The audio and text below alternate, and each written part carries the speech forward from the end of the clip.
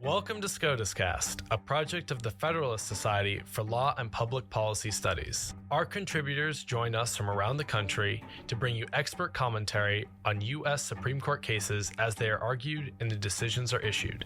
The Federalist Society takes no position on particular legal or public policy issues. All expressions are those of the speaker. Hello, and welcome to SCOTUScast. I'm your host, Kyle Hammerness, on behalf of the Faculty Division of the Federalist Society. We are here today to discuss Williams v. Reed, which was decided by the Supreme Court in a 5-4 decision on February 21st, 2025. It is my honor to introduce our guest today, Professor Tyler Lindley. Professor Lindley is an Associate Professor of Law at the J. Reuben Clark Law School at Brigham Young University. His research centers on the judicial role and historical evolution of the judiciary in America.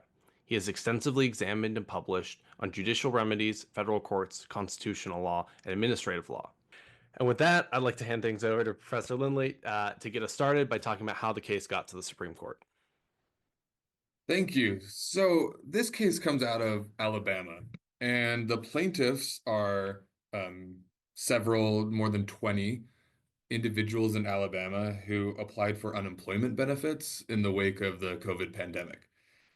As you might imagine, the Alabama Department of Labor, now the Department of Workforce, was overwhelmed by a lot of the applications that came in the years following COVID. The plaintiffs had a mix of complaints about the process for claiming unemployment benefits. One was, and the primary one was that the Department of Labor, the Alabama Department of Labor, was not even processing their claims, that many of these sat for more than a year. Others argued that the notice that the Department of Labor provided them about the preliminary decisions that could be appealed within the Department of Labor were insufficient. The Alabama Department of Labor has a process that claimants need to go through. They submit an initial claim that has an initial determination, and the statute requires that determination to be made promptly, but doesn't provide a deadline. Then once that determination is made, then the claimant can appeal an adverse determination within the department, and then eventually up to the Board of Appeals, which is composed of members appointed by the governor. So this is an intricate process. Now, Alabama also allows for eventual appeals into courts of these determinations or challenges to the process. But an Alabama statute limits the judicial jurisdiction of those types of appeals. The statute essentially says that no circuit court, the state circuit court, shall permit an appeal unless that appeal has been exhausted through all of the administrative remedies. So it has to go through all of the appeal process within the Department of Labor and then can come before state court.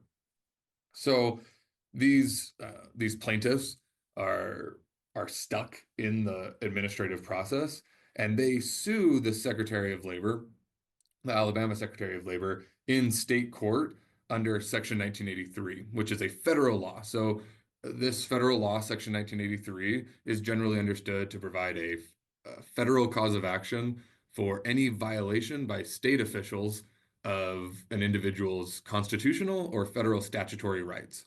So these plaintiffs say that the delays in the process or the insufficient notice violate both the Due Process Clause of the Constitution and the Social Security Act, which kind of sets forth the procedures that states have to follow in administering these benefits.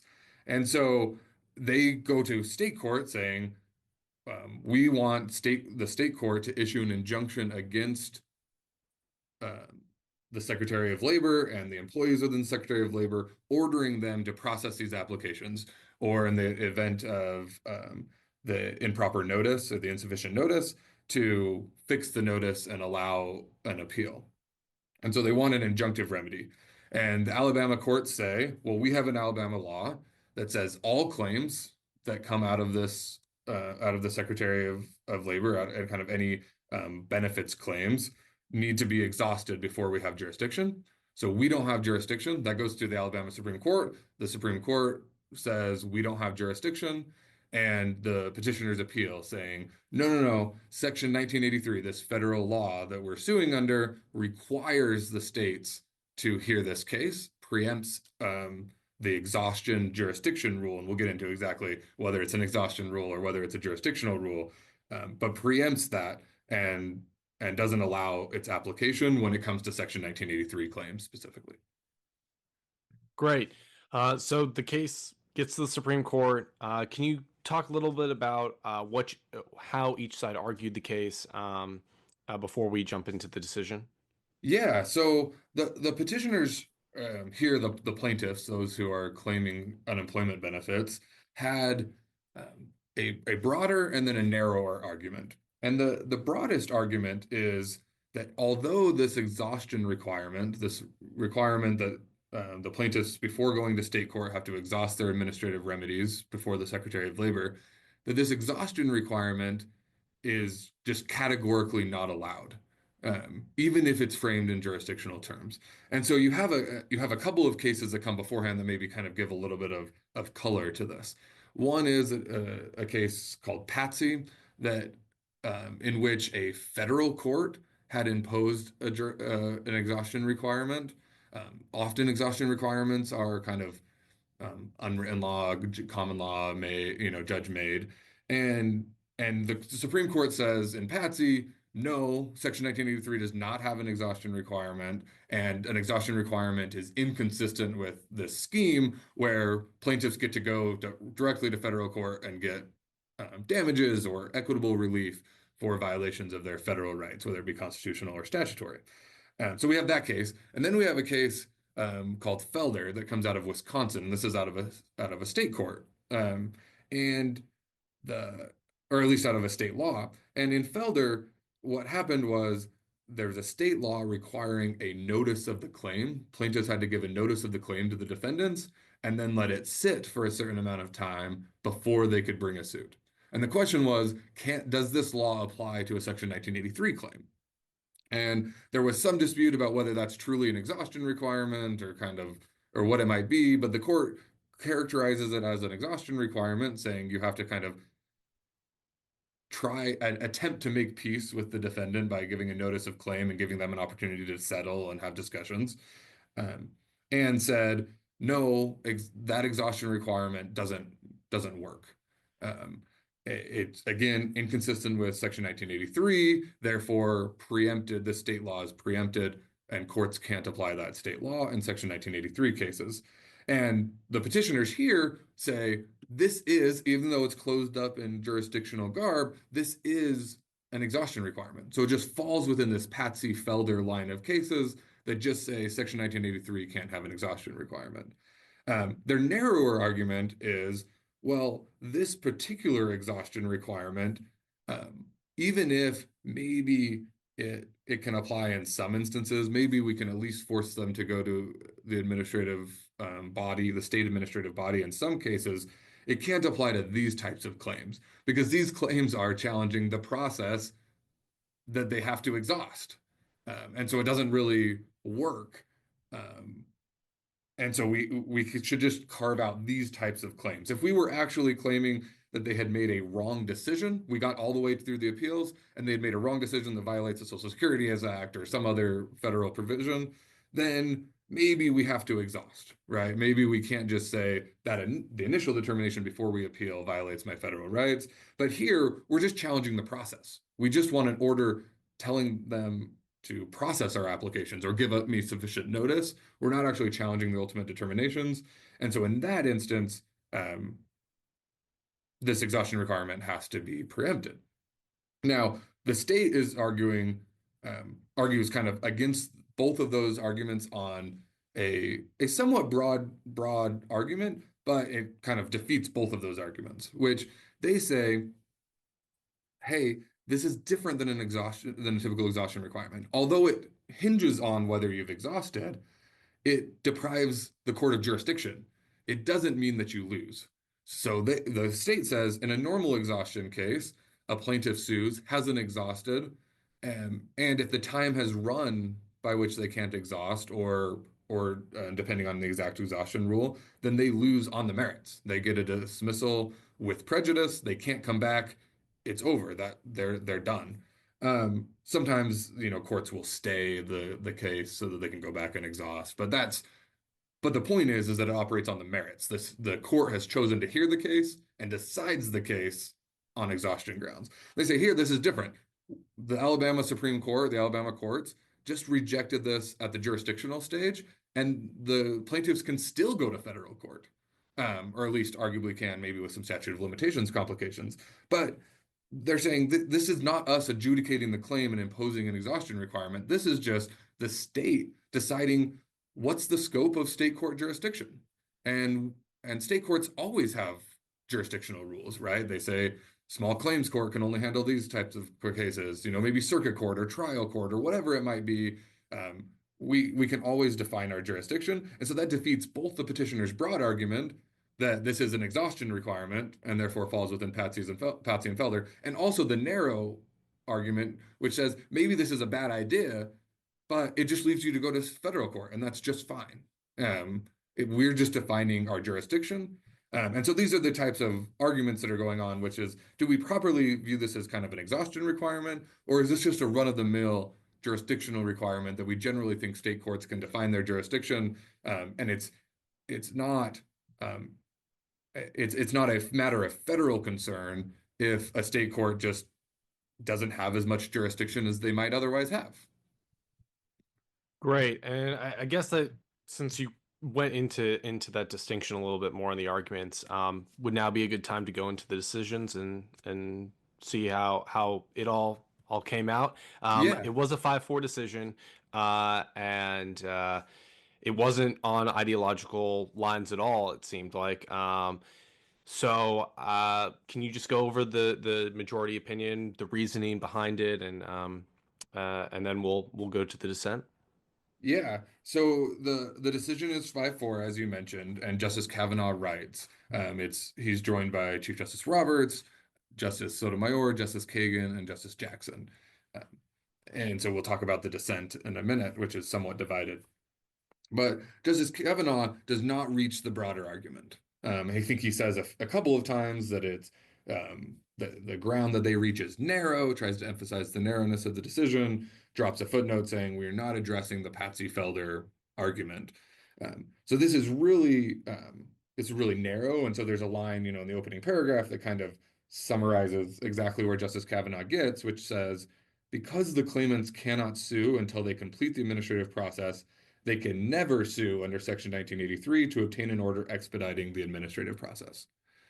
Okay, so the majority opinion somewhat sets aside the insufficient notice question. I didn't see the majority opinion separating that out, but at the very least, it's enough to reverse the Supreme Court of Alabama, saying when a plaintiff in this type of instance is trying to challenge the delays in the process, it's kind of a never-ending loop that they can never actually come to state court because they aren't getting a decision, so they cannot exhaust. And what their claim is not this decision was wrong, but we're impermissibly being denied a decision. And so that is kind of where the court falls and addresses this what it claims to be a narrow holding, but yet some of the reasoning might extend a little bit further than the majority might imagine, and that's something that the dissent says. Great. And then I guess, as you said, the dissent was split. Justice Thomas wrote the dissenting opinion, but Justice Alito, Justice Gorsuch, and Justice Barrett only joined in part 2. And then you were cited in the dissenting opinion. So if you can just touch on the dissenting opinion as a whole, and then also your citation that was in there. Yeah, so thanks. And I think so part 1, Justice Thomas reiterates his view about how he views kind of the role of state jurisdictional limitations. And this comes back to a decision, Haywood v. Brown from 2009, that involved a state law also involving Section 1983. And so in order to kind of understand where he's coming from and where the argument with the majority is, we need to understand Haywood just a little bit.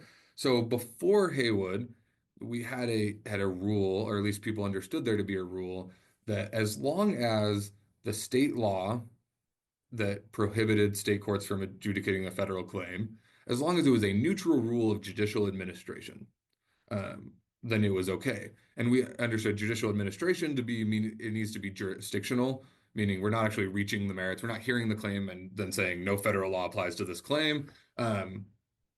It's jurisdictional. It's about administration. And neutral means it needs to divide. It needs to kind of cover both state and federal claims. It can't target the federal claim. It can't say our jurisdiction just doesn't extend to any federal claims. Justice Thomas in Haywood argues that actually this discrimination rule, the idea of neutral, isn't rooted in the Constitution, right? So he makes the argument that Article 3, by allowing Congress to create lower federal courts, was recognizing that state courts might not hear all federal claims and that we might need lower federal courts. Also says that the Supremacy Clause just talks about laws that conflict, but a law that just restricts jurisdiction doesn't actually conflict with a substantive law that governs kind of what the rights and obligations of the parties are. So he also was alone and a sole dissenter. Haywood v. Brown was also a 5-4 decision. At the time, it was Justice Scalia, Chief Justice Roberts, and Justice Alito who joined Justice Thomas on the other part, but he was alone there. And he reiterates his argument in part 1 that actually there's no non-discrimination requirement at all when it comes to state courts hearing federal claims. And then I'll get back to kind of what Haywood did, and this is where the dissenters in Williams, our case today, come back into the play. But Justice Thomas reiterates this and says, as long as it's jurisdictional, and he defines jurisdictional by meaning it's dismissed without prejudice, meaning the state courts just won't hear the claim. You can always go to federal court later, but just you can't hear it. He says, as long as it's actually jurisdictional, and I agree. He says, I agree that it can't just be nominally jurisdictional. It actually has to be jurisdictional. Then we shouldn't care about this. And because the Alabama law here about exhaustion is jurisdictional, we shouldn't care. Then, as you mentioned, he drops a footnote that goes even further and says, well, we should actually reconsider 2 of our additional line of cases, or at least might need to reconsider them. One is that there's even a due process problem here. So the reason why there's a due process problem is that we have a case named Goldberg v. Kelly, and then a line of cases, including Matthews v. Eldridge and others, that say sometimes government benefits or entitlements are property within the meaning of the Due Process Clause. That says no state shall, or in the Fifth Amendment, that the government shall not deprive any person of life, liberty, and property without due process of law. And Justice Thomas says, I think historically, kind of government benefits and entitlements were probably not property. You didn't have a right to them until you actually kind of received them and took a property interest in the money. And so in this case, that would obviously defeat kind of the Section 1983 claim. And then he says, we also might need to reconsider whether Section 1983 is kind of a standalone cause of action, or whether it gives federal courts jurisdiction over certain state law causes of action that implicate federal rights. And this is where he cites one of my papers. I argue that kind of as originally understood, Section 1983 was not a standalone federal cause of action that gave kind of a new and unique individual right to come to federal court. What it did was it codified the federal rights, which was needed to establish federal question jurisdiction, but then it allowed plaintiffs to bring whatever their state law claims were into federal court if those state law claims were seeking to vindicate a federal right. And that's mostly done, most of that understanding is done by the backdrop where before 1938, the causes of action and actions at law were derived from state law. As a matter of statute, Congress required federal courts to look to state law to know which causes of action, or in that case, the forms of action historically would be used. But also kind of the fact that this section is very simple. It just says you can sue, the defendants shall be liable in an action at law. And what action at law, we don't know. But Justice Thomas says we should reconsider that, in which case, again, Section 1983 there is no kind of standalone claim. You'd have to go to state law, and if state law requires exhaustion, then state law requires exhaustion. You don't have a state law cause of action, so you can't bring it in federal court or in state court because Section 1983 doesn't provide that independent cause of action. So now we get back to part two, where the dissenters join, right? And now we have Haywood. So what does Haywood say? Haywood is not. It's a clear opinion, but it's unclear kind of which line of reasoning is doing the work. So Haywood is a case from New York, where New York says state courts no longer have jurisdiction over any claim for damages by prisoners against prison officials. That includes state law claims, that includes federal law claims. So the four-justice dissent in Haywood says, now again, this is a narrower view than Justice Thomas's broader view that this is as long as it's purely jurisdictional. But they say, well, this is neutral in that sense. Then it covers state law claims and it covers federal law claims. And New York state courts are not obligated to hear a certain type of claim just because Congress has enacted a law that affects rights and obligations. And the majority says, no, that's not enough. It's not enough just to be non-discriminatory. And yet it kind of has three lines of argument, at least how I read it, that it's unclear which one's doing the work. Do you need all three? Are they all three independent? So the first one, although it says non-discrimination is not enough to be neutral, it then kind of says, well, maybe this isn't really neutral because it's not about all Section 1983 claims. It's not about all defendants because it's only prison officials. And it's really not even about all types of claims against prison officials, because you could bring equitable claims for injunctions or other type of equitable relief. So really, it's kind of gerrymandering the certain type of claim. And yes, it includes any state law claims that happen to come within that gerrymander, but really kind of we know what they're doing, right? The state law claims aren't doing a lot of work there. It's really Section 1983 that allows kind of this claim to proceed and then requires state courts to apply federal law, authorizes attorney's fees, all types of benefits to bring a Section 1983 claim. And the court seems to say, well, this is too gerrymandered.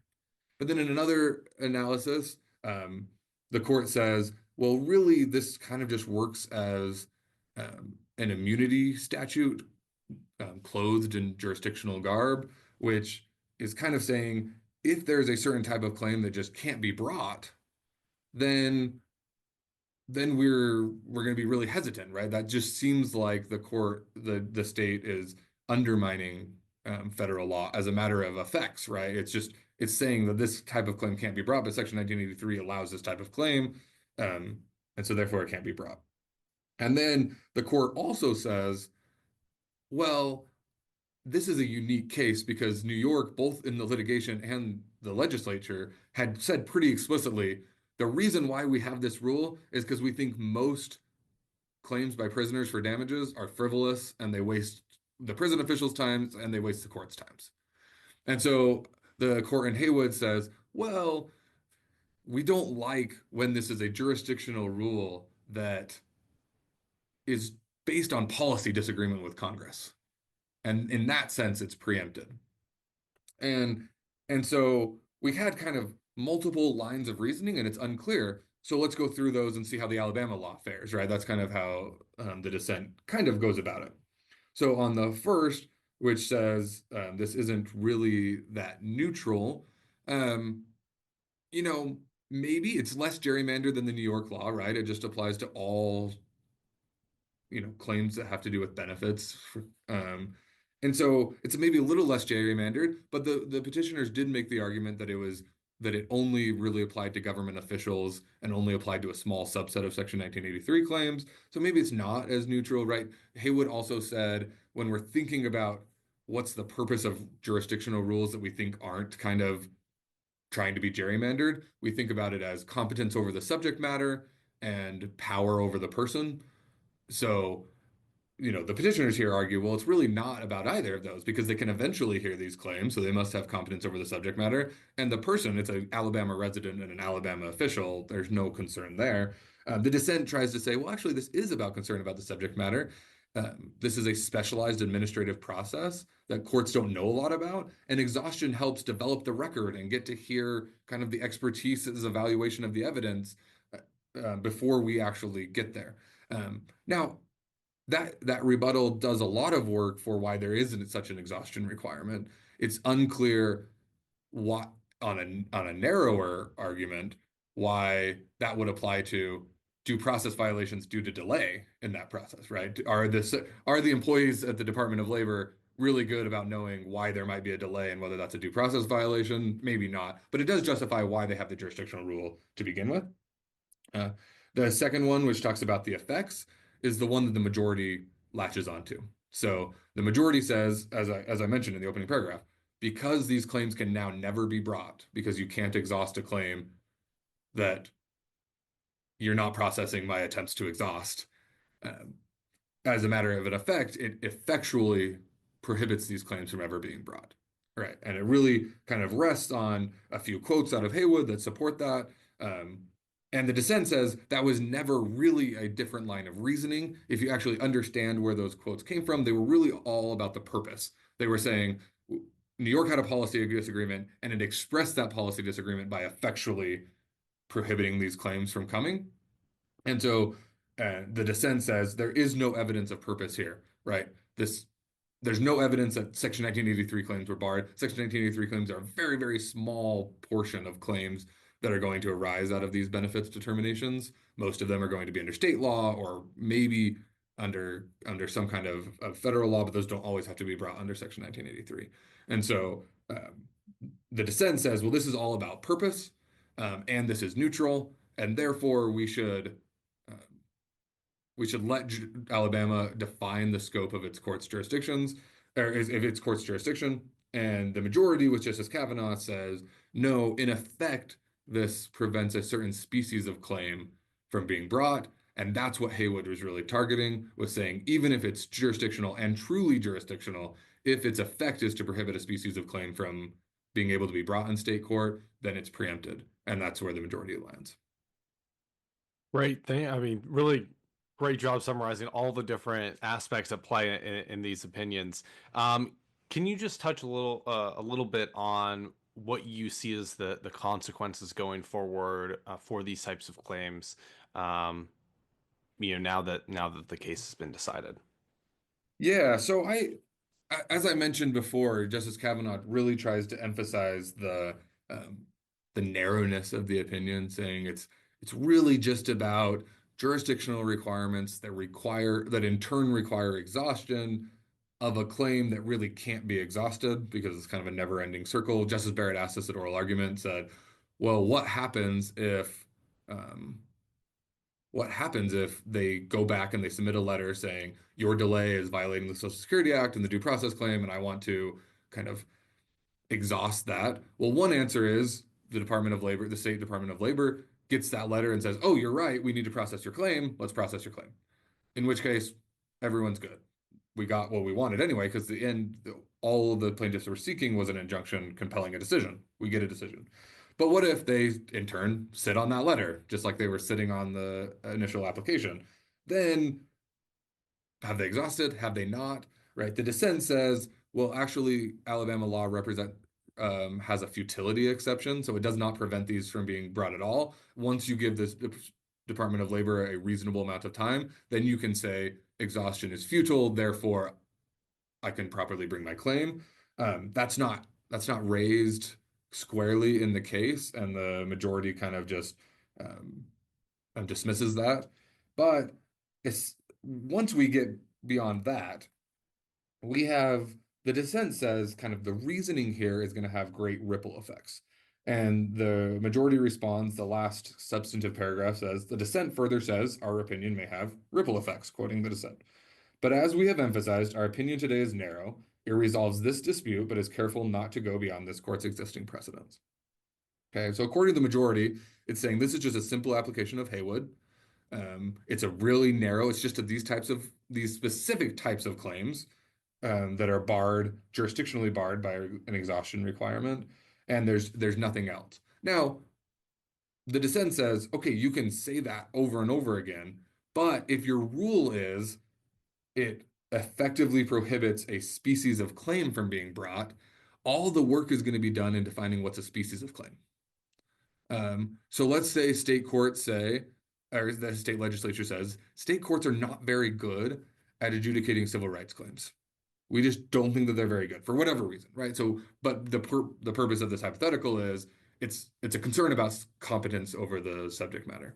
And so we're going to take out all civil rights claims, not federal claims, not all federal claims. It includes some federal claims can still last as long as they're not civil rights claims, and all civil rights, state and federal, right? So it's neutral. This is about the competence of the court. It's jurisdictional. They dismiss without prejudice. You can always go to federal court for these cases. What happens then? And let's put aside the constitutionality because maybe they can't prohibit state courts from hearing state civil rights cases, but let's put that aside. In this law would categorically bar a species of federal claim from being brought. Any Section 1983 claim, period.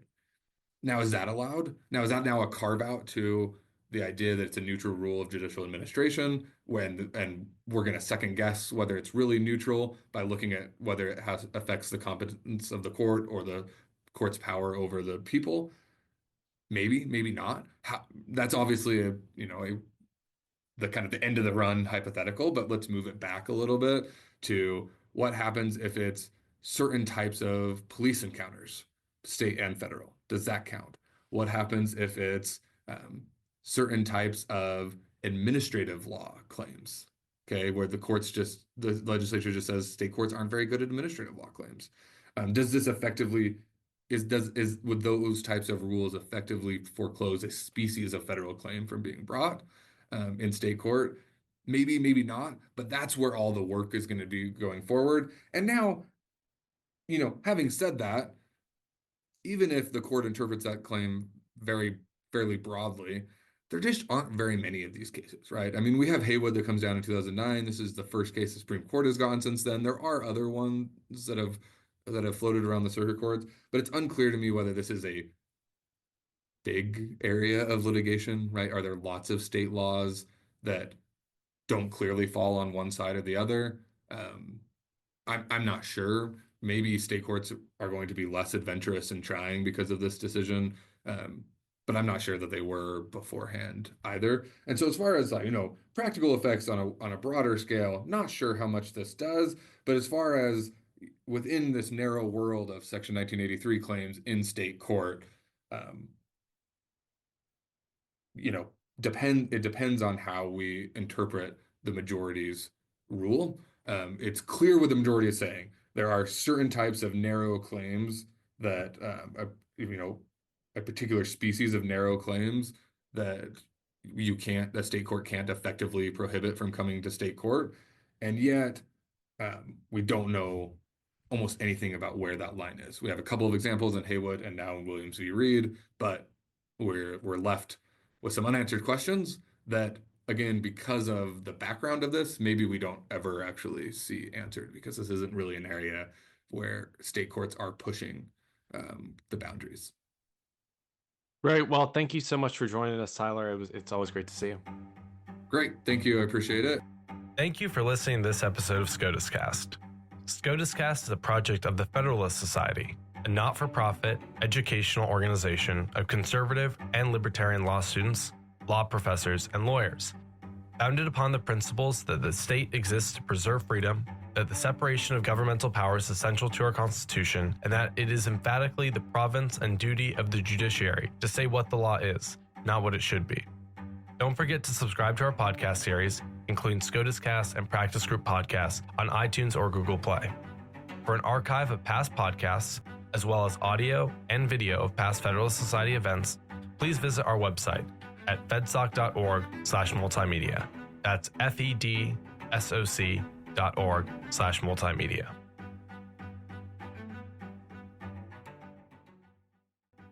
This has been a FedSoc audio production.